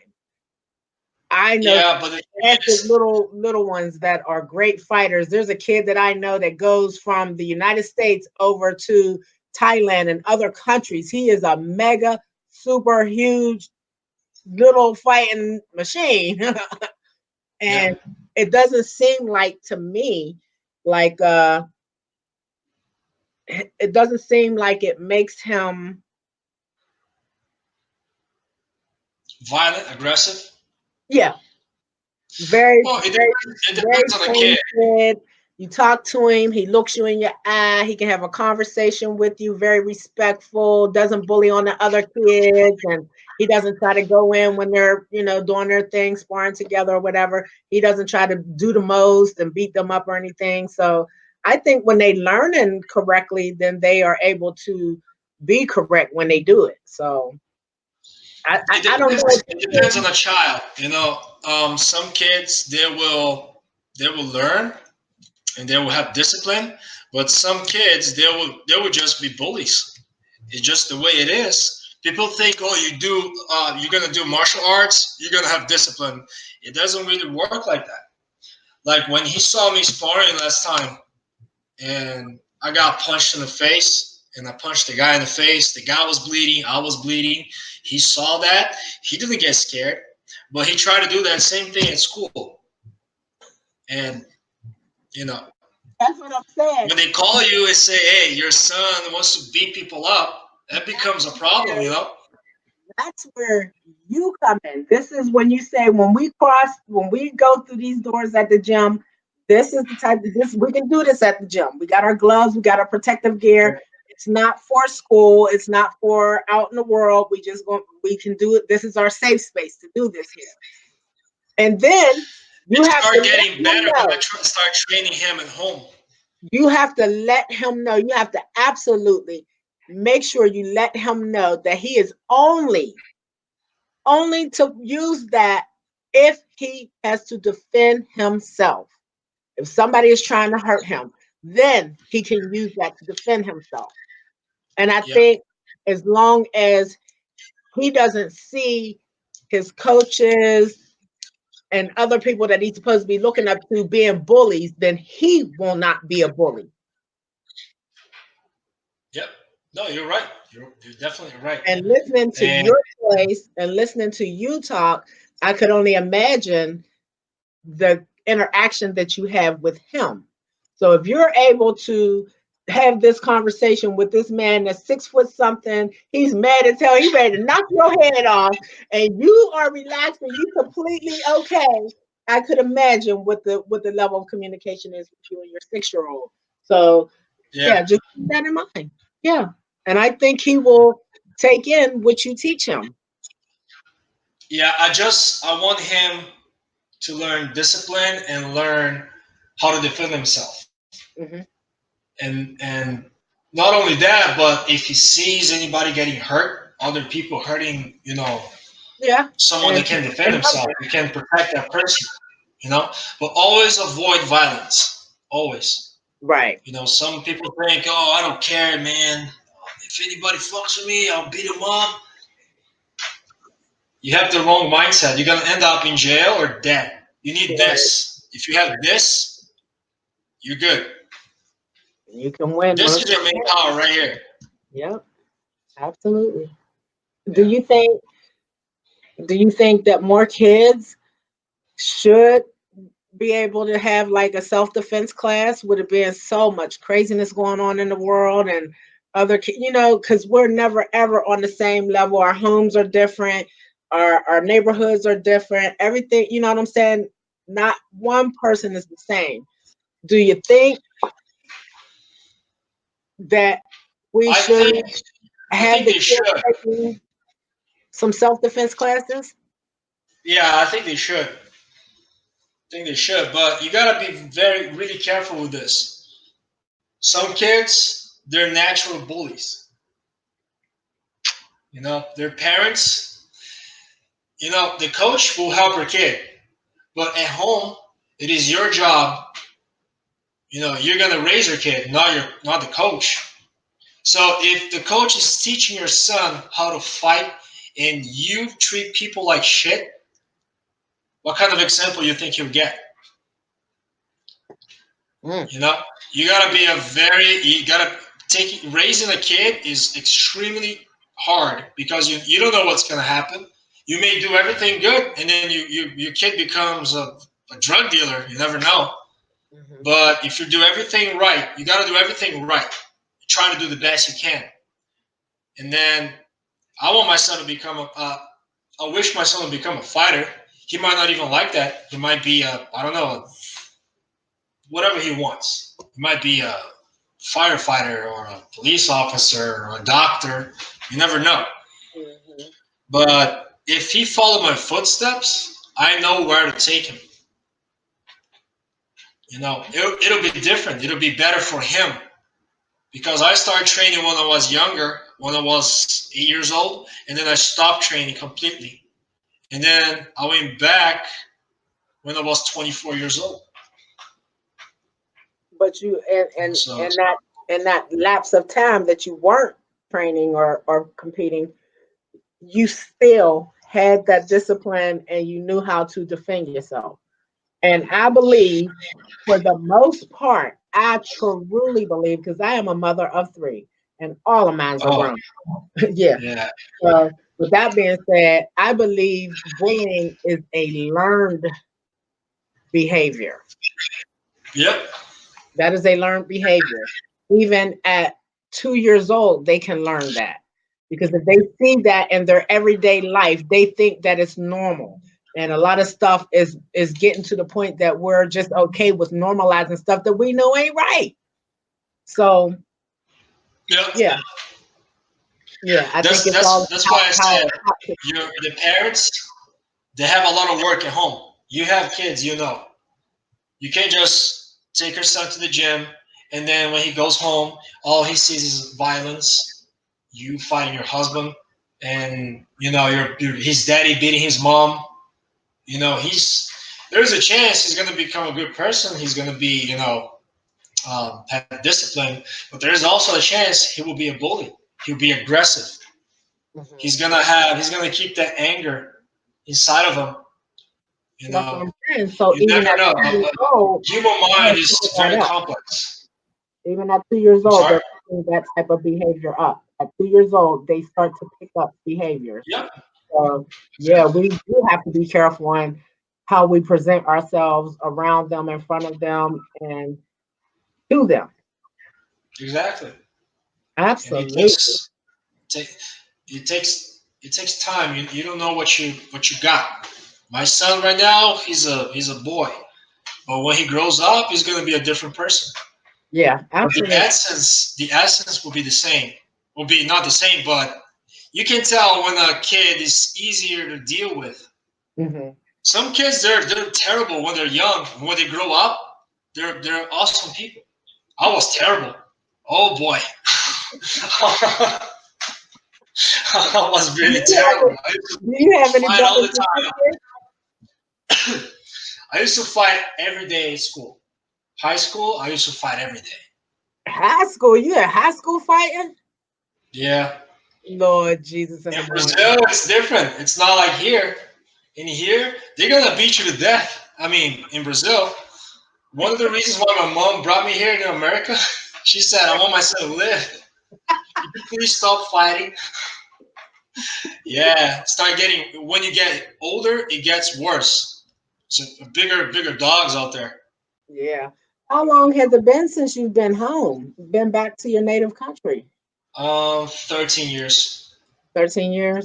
Yeah, this is 2019. Yeah, 13 years and 6 months, or like something like that. Is your mom still in the United States? Yeah, she is. She So lives what does nearby. she think about you being a fighter? She done brought She you over here supports me. because she wants you to live, and then here you go choosing to fight as a career. I mean, she supports me. She's a fighter herself. You know, my dad doesn't like that. My dad is all here. He's all brains. He's a very intelligent man. Okay. Yeah, um, he was one of the engineers that built the one of the biggest. It's a very it's a very nerdy thing. It's called Sirius project something like that, and it's particle accelerator. It's one of the biggest in the world. And yeah, he's smart. He's a smart man. I wish I was as smart as him. But my mom, she's a fighter. She learned how to get whatever she wanted by fighting, and it works. Especially when you're from a a country like Brazil, Right. where things doesn't really work, laws doesn't work, you gotta fight. Right. So I think that came from her for some reason. You got the fighter spirit from your mom, huh? Yeah, exactly. Her fighting spirit, and she supports me a lot. She was helping me with the diet. I told her, I said, look, don't worry about it. I got this. And she always, oh, I prepared this for you. And she brings me a cooler with a bunch of food. She knows. She knows. Yeah, she does that. She goes to my gym. She wants to record everything. We're not supposed to record in there. That's why I stopped posting videos of me, sparring and doing that. There's a sign there. I never saw the sign before. And then the Oh, coach showed me. there's He no said, look, you're not recording, supposed to record you. I didn't know. But then, yeah, she supports me. My other family members, they don't like it because they think it's too violent. huh? They think it's brutal, don't they? Yeah, But Brazil is known for awesome fighters. Y'all have some yeah, awesome because everything is so fighters. difficult in there. Why do you think Russia has a lot of great fighters? Because the country Over is there. just by living in the country, it's training. Do you Simple as think? that. Do you think that opposed to other countries that the fighters have an easier time here in the United States? Hell yeah. Well, first of all, the gyms are cheap. The food is cheap. If you want to buy meat, it's cheap. And you have better gyms. Everything's easy. If you want to buy let's just say you want to buy an MMA glove, right? Yeah. The price is crazy in Brazil. Prices they go sky high, but here it's cheap and it's high quality. Mhm. And that's one of the things I'm doing. I wanna sell my own brand. That's why I'm working with LaShawn so we can start. I want to start like I don't know if you ever heard of a channel called Street Beefs. Oh, It's where they fight. Yeah, I pretty much try to I do the same work thing. with them. I work with them. I've done a couple interviews with Face. Yeah, Yeah. I love him, man. I love him to death. I hope someday I could, just fight that for fun. That's the same project I'm working with LaShawn and try to get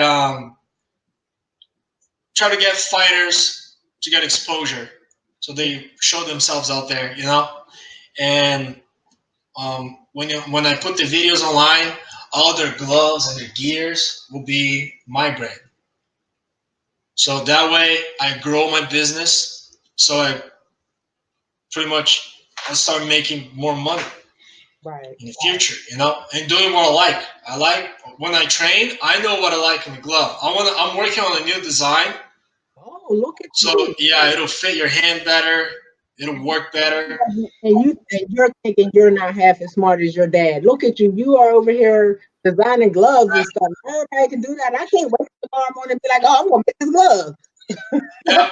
If I go to you and I try to sell an MMA glove, there are so many better brands out there. But if you have something different, that's when you make money. You need something different that other brands don't have. Different Understood. shin guards. Different. I talk to people. Hey, do you like this shin guard? Yeah, I like it. Why do you like that? Oh, I like it because it's tight, doesn't come off, it lasts long. Oh yeah.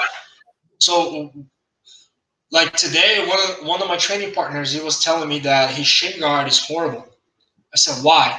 He said, well, it keeps falling off. I try to wash it and it rips apart. So I know what they complain about, and I want to try to fix it myself. Try to sell my own brand. Go That for it. way, I make what? Money. You go for it, baby. You go for it. Well, tell us something that we don't know about you. I'm not gay.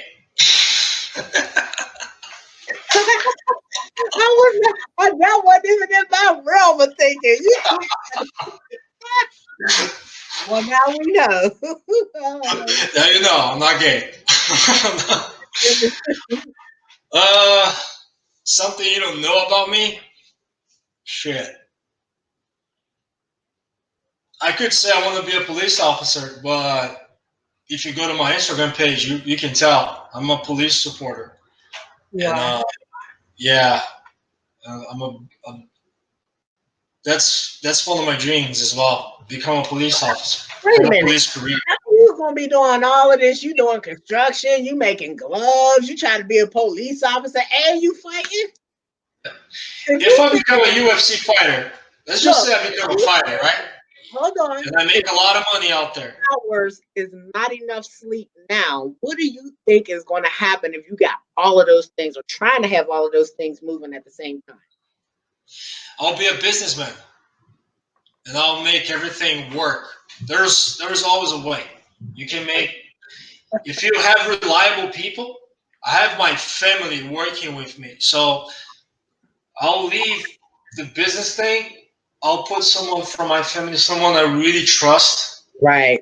take care of this for me, and you take care of this. And there's always a way when you know people, when Well, you I have guess, people you can trust. Of I course, guess I that kind of can. lets you know that you're not a big control freak. I mean, I like everything under control, especially in fighting. But you need a plan for everything. What if it doesn't work out? What if fighting career doesn't work? What am I going to do in my life? I'll be, I don't know, 40 years old. I won't be able to fight anymore because, if you try to get a fight when you're over 40, it's a little harder. So what am I going to do in my life? Maybe, hey, at 40, maybe you should go ahead and switch on over to bare knuckle. I could. I could. Yeah, I was asking Lashawn to put me there. He said he will someday. I want to try it out. I want to see how it is.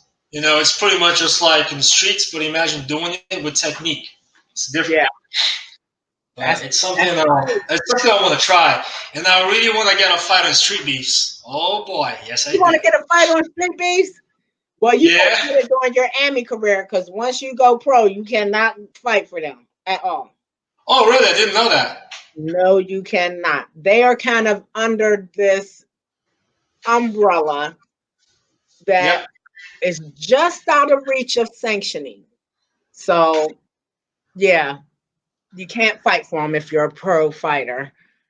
I Oh did good. a whole I did a whole interview with Virginia sanctioning board Yeah. because there was an issue between Street Beefs and them. And so what I did was they came to me. Street Beefs was like, "Look, Ms. Nikki, what's going on? They tried to shut me down." So I called up to the state board and they did talk to me. And we had an interview. It's floating around on my page somewhere. And what I really wanted to do was have them explain to me and everybody else where Street Beef stands, what regulations they hold over them, and this and that and that. So we kind of had that conversation. And it was actually a great conversation. I think I learned a lot. I think my fighters learned a lot too, because I think sometimes we automatically assume that you guys, as the fighters, know all the rules, and that's just not true. So Nah. it was more of an informational type interview. No, you won't even when you're. It depends on where you fight. They have different rules, and Yep. yeah, it's Yep. even on jiu-jitsu tournaments. They have different rules, so it depends. Everything depends. So I ask if Lashawn gets me a fight, I'm gonna ask him, hey, what can I do? Do they have any special regulations? You never know. Right. But I didn't know that about Street Beefs. So I gotta hurry up because I'm pretty sure Yeah. 30 now. But by the time I turn maybe 34, I want to be pro already. Maybe before that. So I'm gonna hurry up. I don't even know how to. I'll get in touch with them. I'll find a way. You're gonna help me.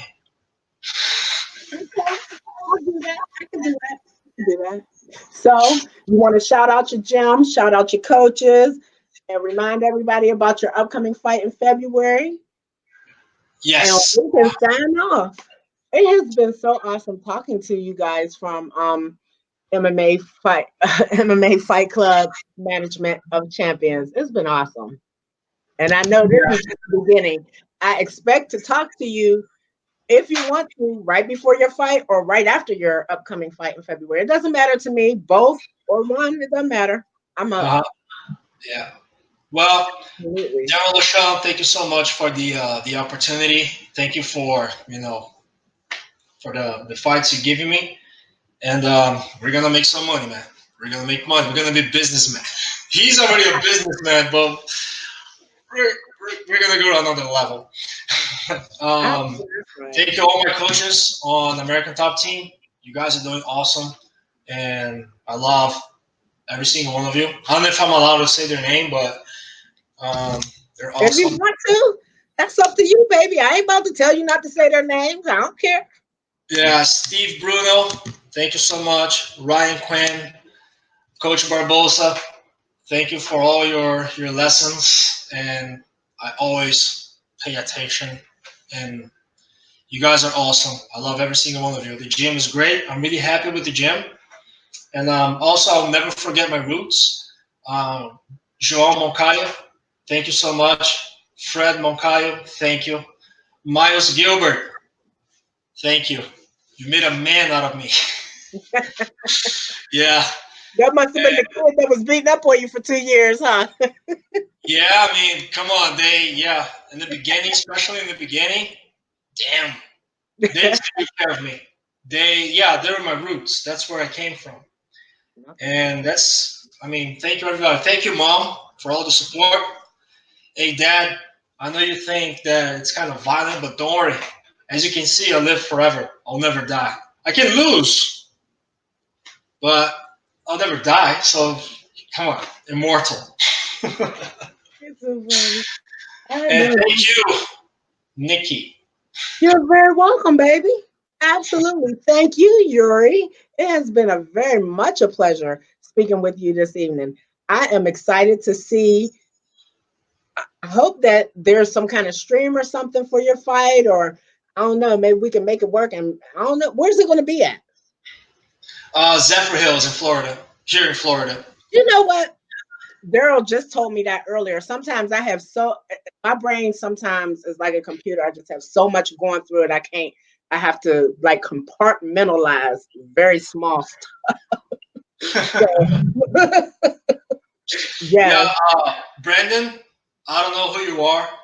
I don't know what kind of fight you are, what kind of fighter you are, but we're gonna have a little conversation. You're gonna love it.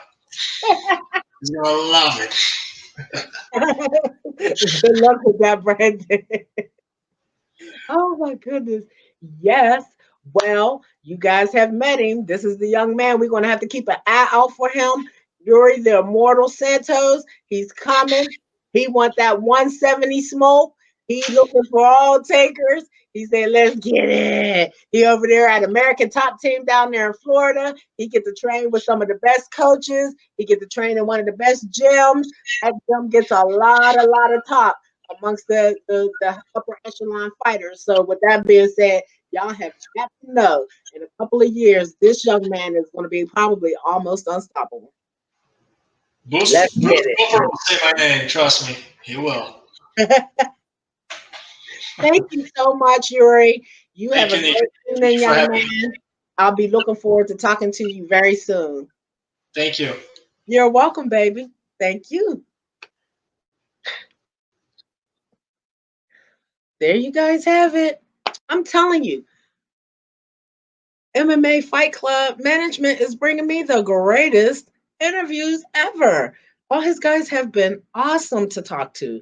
And this is a building process for them. Manager and fighter and coaches. And it seems like everybody is able to be in their spot with this particular situation. The fighter is the fighter, the manager is the manager, and the coaches are the coaches, and the trainers are the trainers. So, with that being said, it seems like everybody is getting what they need, and they're going to move forward, and they're on the fast track to continuing to build champions. So we're just going to have to keep our eye on all this great talent that MMA Fight Club is putting out for us. And we just got to keep our eyes open. And before you know it, one of these young men, one of these young women that you see up here with me, Miss Nikki, they're going to be on that big screen. They're going to be up there on the big screen, and they're going to be fighting, and they're going to be getting their wins, and they're going to be pushing forward. So we just got to stay patient, like they're staying patient, waiting their turn. So with that being said, 2020 is going to be off the chain in the combat sports world, y'all. Next year, we're not going to be able to blink at all. We just gonna be stuck with our eyes like this because there's gonna be so much going on. There's gonna be so many awesome fights. So many people have so much to prove, and we have got to support and show love to these fighters because they put in everything that they have. They go to work, they go to the gym before work, then they go to work, then they sometimes go to the gym on lunch break, then they go back to work, and then they go to the gym after work. They go home, do what they got to do with their families, and then they go back to the gym. So outside of mostly making sure that their family is eating and they're training, that's all they have time to do. So when they do step into the octagon and they do step into those rings, you guys, they deserve our attention and they deserve our respect. Period. So with that being said, I seen you, Cynthia Calvin, over there talking about Paige ain't have the lady ball. She over there shooting shots and don't even want to take answers, do she, Cynthia? Cynthia said it don't matter because she ain't in my lane. No way. Let's go. Yee. So Amanda Nunes and Jermaine Durandamy is coming up. Then you got the Ruiz fight and Joshua. That's coming up. December is going to be, and I think Javante Tank Davis, I think he fights this month too. I mean, boxing, MMA, everybody's on a roll, man. We gotta stay clear, and we gotta keep our eyes open, or we're gonna miss some stuff. So I love it. I love you guys, you girls. It's awesome. Stay ready so you don't have to get ready. Love, peace, and hair grease from Mz Nikki and Fight His MMA. I will see y'all soon. Boom.